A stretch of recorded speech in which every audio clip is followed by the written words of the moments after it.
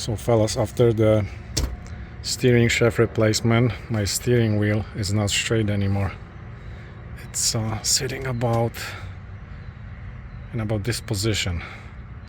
So I'm going to show you how to quickly straighten your steering wheel. So you pop the hood and you got 17 and 5/8. Loosen the bolt, take the bolt out, take this bolt out and pull the shaft.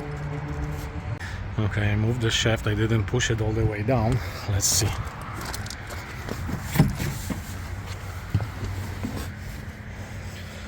It's about right.